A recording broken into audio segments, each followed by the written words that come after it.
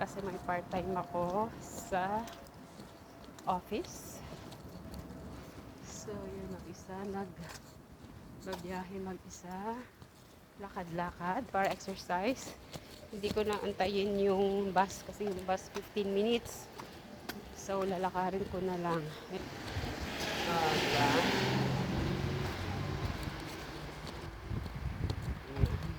Lakad tayo. Wala masyadong tao dito. Oh, nabakasyon kasi ngayon. So, ang mga tao lahat. Wala, para ako lang naglalakad. Saka dumarami na yung tao ngayon. Simula na ng higpitan ngayon. So, tayo kung saan lang tayo mapadpad. Wala tayong talagang destination. Wow, I can't believe na may bus. Karating lang nung bus. Dumaan yung bus. So, wala na magagawa. Mag-exercise na lang tayo. Lakad-lakad. So, ayun lang si Inday. Walang mga gala ngayon. So, after ng office, pupunta ako dun sa sinasabi nilang Pinoy store. Kumbaga, mga Filipino products. Pero ang nagbebenta, yung mga Chinese. So, doon daw yung pinakamura na Pinoy store sa buong Paris or France. Or I don't know sa iba. Pero so far, yun daw yun. So, doon na lang din ako mamimili. Although malayo siya. I think more than 1 hour ang biyahe. Pero, wala. Chill-chill lang naman ako ngayon. So, yun lang yung gagawin natin all day. Actually, oras ngayon, it's almost 3 o'clock na. Almost 3 o'clock na ako umalis ng bahay. Nag-aayos ako ng mga dadalhin ko. Kasi mag-outside din ako. Magbabakasyon din tayo. So, ayun. And, parang tinamad ako. Ay, sabi ko mamaya na ako lalabas. So, ngayon, gusto ko nang lumabas. Walang magawa sa buhay. Labas tayo. Tingnan natin yung ano ang status ng Paris ngayon.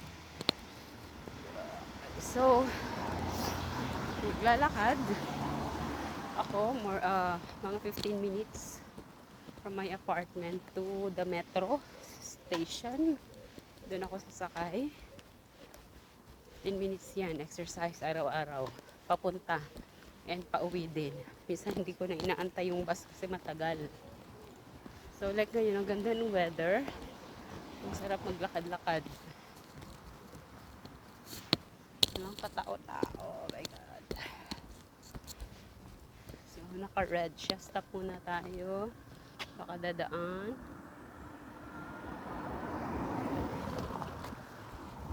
Tara, larga.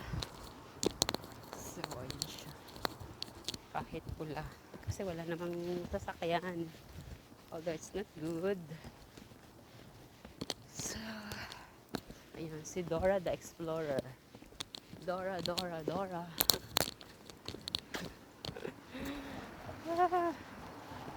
So,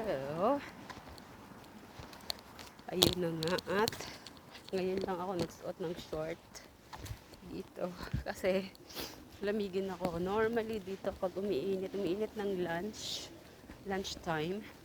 Pero pag around 4 o'clock, malamig. Pero ngayon talagang summer siya. Talagang mainit siya hanggang gabi. So, nag-short si Inday. Diba? So, mga kaibigan ko, busy din sila. Yung iba may mga part-time, yung iba wala, yung iba nasa outside, yung iba sumama sa patrip, yung iba naman sumama sa mga amo nila kasi magtatrabaho sila with pay. Ngayon kasi wala masyadong trabaho dito. Nasa bakasyon lahat ng mga amo. So, yan. Tawid.